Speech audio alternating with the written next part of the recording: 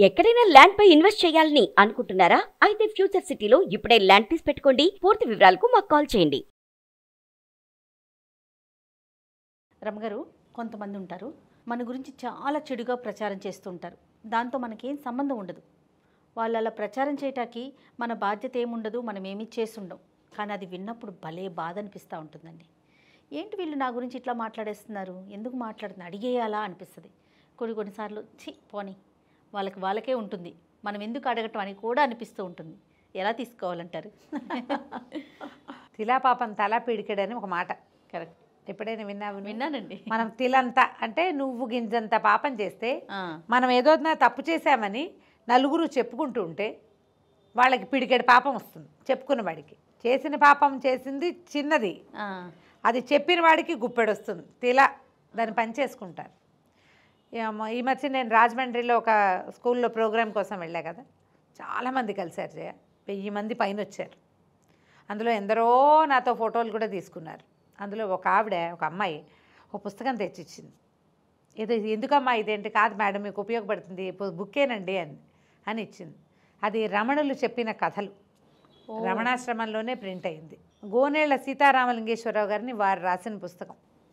చాలా చాలా సందర్భాల్లో భగవాన్ రమణులు ఎలాంటివి ఈ వాక్యాలు చెప్పారు, దానికి దగ్గరలో ఉన్న కథ స్వయంగా వారు చెప్పిన వాక్యాలతోటే వారు ప్రింట్ చేయించిన పుస్తకాల్లో ఉన్న కొన్ని వాక్యాలని కోట్ చేస్తూ చాలా కథలు ఉన్నాయి. అందులో కథలు చాలా చాలా చాలా బాగున్నాయి. అందులో ఒక కథ దీనికి సంబంధించింది. తప్పకుండా ఇప్పుడు నువ్వు మంచి చెడ్డ పేరు నీ గురించి కనుక ఎవరైనా చెడుగా చెప్పుకుంటూ ఉంటే వాళ్ళు నీతో గంగా స్నానం చేయించినట్టే. మనం ఒక తప్పు చేసాం, మన దగ్గర ఏదో ఒక పొరపాటు ఉంది, మన వల్ల ఒక పొరపాటు జరిగింది, ఒక 5-6 చెప్పుకున్నారనుకో, వాళ్ళు నీకు గంగా స్నానంతో సమానం. అది మంచిదే, మరక మంచిదేలాగా. ఎందుకంటే నువ్వు నీ తప్పుని నువ్వు ప్రక్షాళన చేసుకోవాలంటే నువ్వు గంగా స్నానం చేయాలి, తీర్థాటన చేయాలి. ఎంతో భగవన్నామ సంకీర్తన చేస్తే కానీ నీ పాపం ప్రక్షాళన అవ్వదు. అవును. కానీ నీ తప్పుని 10 మంది చెప్పుకుంటే వాళ్ళు ప్రక్షాళన చేసేస్తారు, దాన్ని వాళ్ళు పనిచేసుకుంటారు. బాగుంది కదా. పూర్వం కేరళలో ఒక నంబూద్రి ఆయన బ్రాహ్మణుడు ఒక ఆయన ఒక దారిలో వెళ్తున్నాడట. వాళ్ళకి ఎదురుగుండా ఒక హరిజన భార్యాభర్త వచ్చారు. పేర్లు వేరే రాస్తారు, నేను పేరు చెప్తున్నా. అయితే ఎదురొచ్చారు. బ్రాహ్మలు వస్తున్నారు, తప్పుకోవే అన్నట్ట పెళ్ళాన్ని అతను. తప్పుకోమంటే ఏంటి తప్పుకునేది, ఈయన కూతురుతో ఉంటాడు, ఈయన బ్రాహ్మణ్యం యాక్తూ అని ఉమ్మేసిందట. ఈయనకు తప్పుకునేది ఏమిటి, ఈయన పరం పాపిష్టివాడు అన్నది.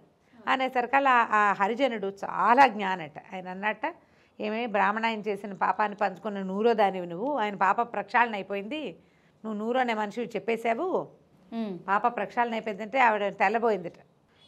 ఎలాగైందంటే ఒకప్పుడు ఈ బ్రాహ్మణాయన ఈయన పరమ పిసినారట. ఆ నంబూద్రి వంట చేయించాడు బ్రాహ్మణ్యానికి. వంట చేయిస్తే ఆకుకూరల నుంచి ఒక జలగ పడిందట ఆ వంటలో. చీచి అపవిత్రం అయిపోయింది, పారేద్దామన్నారు ఇంట్లో వాళ్ళు. ఈయన ఏమన్నాడంటే, మనం మన వాళ్ళకి పెట్టకపోతే ఏమి, పని వాళ్ళకి పెడదామని పెట్టించాడట. యమధర్మరాజు పైనుంచి చూస్తారు కదా ఇదంతా, వీడి చిట్టాలో రాయి, రేపు వచ్చాక వీడికి 1000 జలగలతో కరిపిద్దాము, జలగలు పడిన ఆహారాన్ని పెట్టాడు మనుషులకి అని అన్నట్ట. అంటే రాసుకున్నారు, 100 జలగలతో కరిపించాలి వీడిని. ఈయన ఈ నంబూద్రి చిత్రగుప్తుడి భక్తుడట. ఓహో. అంటే ఆయనే కదా మన చిట్టా రాసేది. రాత్రిపూట పడుకునేటప్పుడు ఓం చిత్రగుప్తాయ నమః అని ఓ దండం పెట్టు పడుకుంటాడు. ఇవాళ రోజంతా నేను చేసిన పాపాన్ని సరిగా జాగ్రత్తగా రాయి, నన్ను రక్షించమని. ఆ చిత్రగుప్తుడు కల్లోకి వచ్చి, ఒరే నాయన నువ్వు చేసింది పెద్ద అపరాధం, నీకు నీ చిట్టాలో ఇది రాయబడింది అంటే ఇలా వలవలా ఏడ్చాడు ఈయన నంబూద్రి. పిసినారితనంతో చేశాను, నేనేం చేయను అంటే, ఓ పని చెయ్యి, నీ భార్యను దూరంగా పెట్టు, యవ్వనవతిగా ఉన్న నీ కూతుర్ని నీ దగ్గర ఉంచుకో, నీతో ఉంచుకో అంతే. నువ్వు కూతురుతోటి ఏదో చెడు పని చేస్తున్నావన్న ప్రచారం వస్తుంది బయట, పెళ్ళాన్ని దూరం పెట్టి పిల్లని దగ్గర పెట్టుకున్నాడు అని. రాని, నీ దగ్గర ఏం తప్పులేదు, అందరూ కలిసి ఆ పాపాన్ని పంచుకుంటారు, నీ తప్పులు పోతాయి, నీ పాపాలు ప్రక్షాళన అయిపోతాయని చెప్పాడు. ఈయన సరేనని చిత్రగుప్తుడి మాటకి భార్యనేమో అత్తారింట్లో పంపించేసి ఆ 16-18 సంవత్సరాల వయసు వచ్చిన పిల్లని తనతో పాటే అట్టు పెట్టుకున్నాడు. పిల్లతో ఆయన దుర్వృత్తి ఏం చేయలే. కాకపోతే కొన్నాళ్ళు పోయాక ఎలాంటి మాటలు పుడతాయి, పెళ్ళాన్ని వదిలేసి పిల్లని దగ్గర పెట్టుకున్నాడు అనేసరికల్లా పిచ్చి మాటలు ఊరికే ఊపుసిపోక వాగేవాళ్ళు.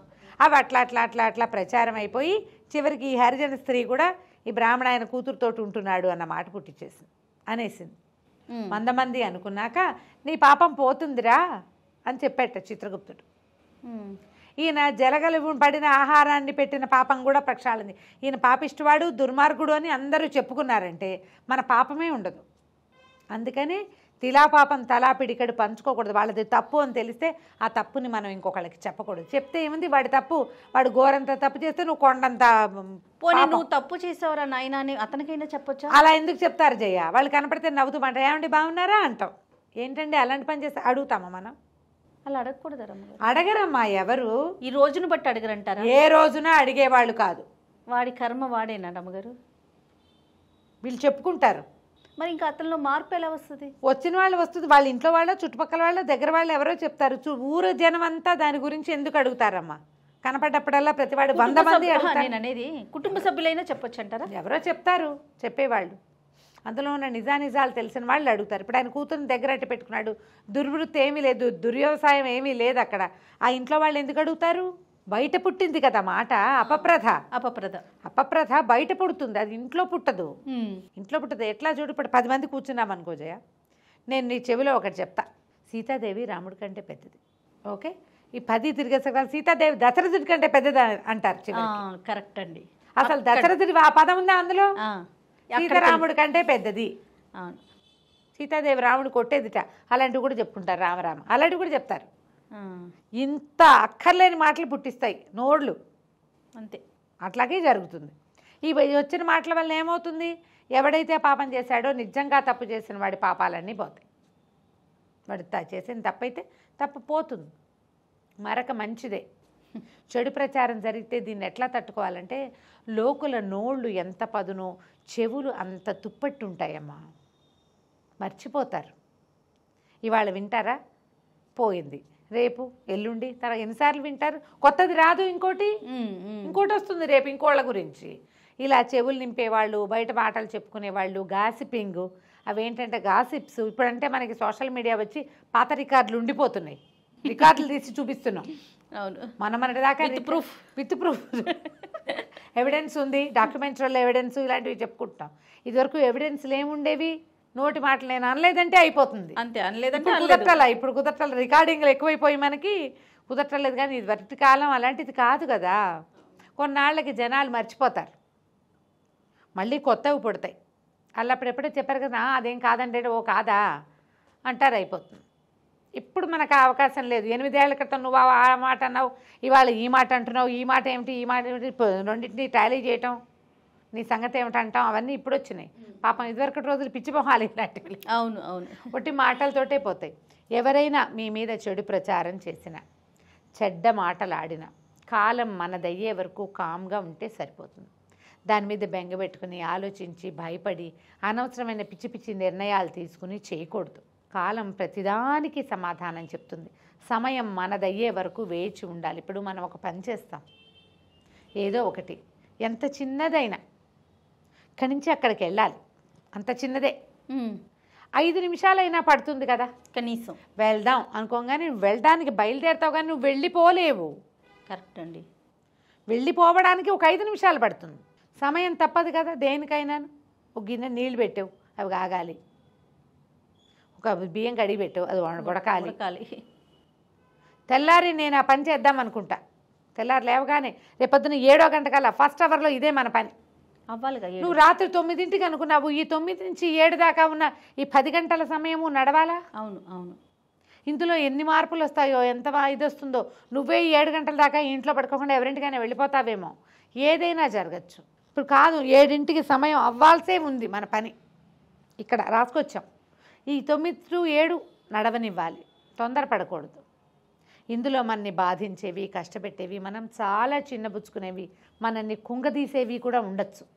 మన దగ్గర ఒక నిజం గనక ఉంటే, మన దగ్గర నిజాయితీ ఉంటే, మనం చేసే పని సరైందైతే, మన దగ్గర ఏ తప్పు లేకపోతే తప్పకుండా ఈ 10 గంటల సమయము మనకి ఏదో ఒకసారి మనకు కావాల్సిన వైపుకి తిరుగుతుంది.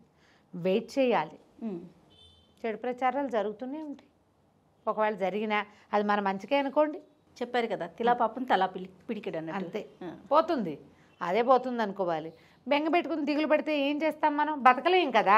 అవునండి అవును, బతకలేకపోతాం. కాబట్టి గాసిపింగ్ మీద అసలు భయపడద్దు, బెంగపెడద్దు.